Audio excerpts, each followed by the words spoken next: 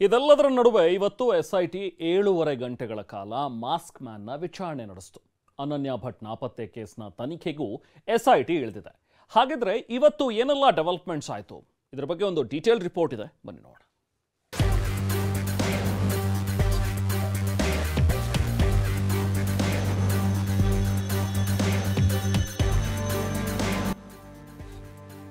Mask ಮ್ಯಾನ್ಗೆ ಬರೋಬ್ಬರಿ 7.5 ಗಂಟೆ ವಿಚಾರಣೆ. ಫೋಟೋ ವಿಡಿಯೋ ತೋರಿಸಿ ಪ್ರಶ್ನೆ ಮೇಲೆ ಪ್ರಶ್ನೆ. ಧರ್ಮಸ್ಥಳದಲ್ಲಿ ಶವಶೋಧಕ್ಕೆ ತಾತ್ಕಾಲಿಕ ವಿರಾಮ ಹಾಕಿರೋ ಎಸ್ಐಟಿ ಇಂದು ದೂರುದಾರ ಮಾಸ್ಕ್ ಮ್ಯಾನ್ನನ್ನೇ ವಿಚಾರಣೆಗೆ ಒಳಪಡಿಸಿತು. ಬೆಳಗ್ಗೆ 10:30ಕ್ಕೆ ಎಸ್ಐಟಿ ಕಚೇರಿಗೆ ಮಾಸ್ಕ್ ಮ್ಯಾನ್ ಅನ್ನ ಕರೆಸಿಕೊಂಡು ತನಿಖಾಧಿಕಾರಿ ಜಿತೇಂದ್ರ ಸಂಜೆ 6 ಗಂಟೆ ತನಕ ಬರೋಬ್ಬರಿ 7.5 ಗಂಟೆ ಕಾಲ ವಿಚಾರಣೆ ನಡೆಸಿದ್ರು. ಕಳೆದ 20 ದಿನಗಳ ತನಿಖೆಯ ಫೋಟೋ ವಿಡಿಯೋ ತೋರಿಸಿ ಪ್ರಶ್ನೆ ಮಾಡಿದ್ರು. ಅದರಲ್ಲೂ ಕೋರ್ಟ್ಗೆ ತಲೆಬುರುಡೆ ತೆಗೆದುಕೊಂಡು ಹೋಗಿರೋ ಬಗ್ಗೆಯೂ ಮಾಹಿತಿ ಪಡೆದ್ರು. ಎಲ್ಲಿಂದ ತಂದೆ ಅಂತ ಪ್ರಶ್ನೆ ಮಾಡಿದ್ರು. ಈ ವೇಳೆ ಕನ್ಫ್ಯೂಷನ್ಗೆ ಒಳಗಾಗಿದ್ದ ಮಾಸ್ಕ್ ಮ್ಯಾನ್ ಬಂಗ್ಲೆಗುಡ್ಡ, ಕಲ್ಲೇರಿ, ಬೋಳಿಯಾರು, ಕಾಡು ಅಂತ ಕ್ಷಣಕ್ಕೊಂದು ಹೇಳಿಕೆ ನೀಡಿರೋದು ಗೊತ್ತಾಗಿದೆ. 2012ರಲ್ಲಿ ಡಬಲ್ ಮರ್ಡರ್, ಇಂದು ಎಸ್ಐಟಿಗೆ ದೂರು. ತನಿಖೆ ನಡುವೆ ಬೆಳ್ತಂಗಡಿ ಎಸ್ಐಟಿ ಪೊಲೀಸ್ ಠಾಣೆಗೆ ಬಂದ ಮತ್ತಿಬ್ಬರು ದೂರು ನೀಡಿದ್ದಾರೆ.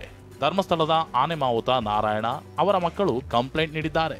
ಅಷ್ಟಕ್ಕೂ 2012ರಲ್ಲಿ ನಮ್ಮ ತಂದೆ ನಾರಾಯಣ ಹಾಗೂ ಅತ್ತೆ ಯಮುನಾ ಅವರನ್ನ ಚಪ್ಪಡಿ ಕಲ್ಲು ಮತ್ತು ರುಬ್ಬುವ ಕಲ್ಲು ಹಾಕಿ ಕೊಲೆ ಮಾಡಲಾಗಿತ್ತು. ಇದಕ್ಕೆ ಭೂಮಿ ವಿವಾದವೇ ಕಾರಣ ಅಂತ ಮೃತನ ಪುತ್ರ ಆರೋಪಿಸಿದ್ದಾನೆ.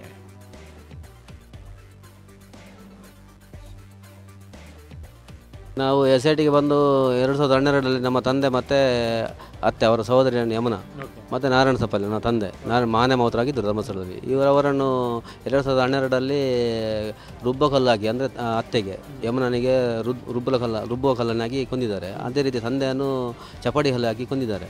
ಈಗ ಅದರ ಬಗ್ಗೆ ಎನ್ಕ್ವೈರಿ ಆಗಲಿಲ್ಲ ಇಷ್ಟವರೆಗೆ. ಅಂದರೆ ನಾವು ಕಂಪ್ಲೇಂಟ್ ಕೊಟ್ಟಿದ್ದೇವೆ, ಎಸ್ಪಿಗೆಲ್ಲ ಕಂಪ್ಲೇಂಟ್ ಕೊಟ್ಟಿದ್ದೇವೆ ಮತ್ತು ಬೆಳ್ತಂಗಡಿಯಲ್ಲಿ ಕಂಪ್ಲೇಂಟ್ ಕೊಟ್ಟಿದ್ದೇವೆ, ಯಾವುದೇ ಎನ್ಕ್ವೈರಿ ಇಲ್ಲ. ವಿಡಿಯೋ ಹರಿಬಿಟ್ಟವರಿಗೆ ಎಸ್ಐಟಿ ಶಾಕ್. ಇನ್ನು ಧರ್ಮಸ್ಥಳಕ್ಕೆ ಸಂಬಂಧ ಜಾಲತಾಣ ಮಾಧ್ಯಮದಲ್ಲಿ ಬೇಕಾಬಿಟ್ಟಿ ಹೇಳಿಕೆ ನೀಡುವವರಿಗೆ ಹಾಗೂ ವಿಡಿಯೋ ಹರಿಬಿಟ್ಟವರಿಗೆ ಎಸ್ಐಟಿ ನೋಟಿಸ್ ಜಾರಿಗೊಳಿಸಿದೆ. 1.5 ತಿಂಗಳ ವಿಡಿಯೋ ಸಂಗ್ರಹಿಸಿ ಶಾಕ್ ಕೊಟ್ಟಿದೆ. ಈ ಮಧ್ಯೆ ಯೂಟ್ಯೂಬ್ ಚಾನೆಲ್ಗಳಲ್ಲಿ ಧರ್ಮಸ್ಥಳದ ಬಗ್ಗೆ ಅಪಪ್ರಚಾರ ಮಾಡಿದ ಬಗ್ಗೆ ಇಂಜೆಕ್ಷನ್ ಪಡೆಯಲಾಗಿತ್ತು. ಈ ಪ್ರಕರಣ ಬೆಂಗಳೂರು ಕೋರ್ಟ್ ನೀಡಿದ್ದ ಹ್ಯಾಂಡ್ ಸಮನ್ಸ್ ನೀಡಲು ವಕೀಲರು ತಿಮರೋಡಿ ನಿವಾಸಕ್ಕೆ ಬಂದಿದ್ರು. ಈ ವೇಳೆ ವಕೀಲರಿಗೆ ಅಡ್ಡಿಪಡಿಸಿ ಗಲಾಟೆ ಮಾಡಿದ ಆರೋಪ ಕೇಳಿಬಂದಿದೆ. ಪೊಲೀಸರು ಪರಿಸ್ಥಿತಿಯನ್ನ ತಿಳಿಗೊಳಿಸಿದ್ದಾರೆ.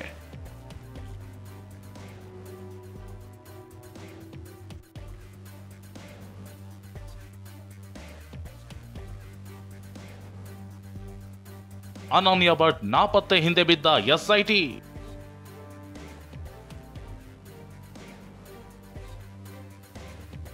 ಶಿವಮೊಗ್ಗದಲ್ಲಿ ಅನನ್ಯ ಭಟ್ ಮೂಲ ಕೆದಕಿದ ಕಾಕಿ.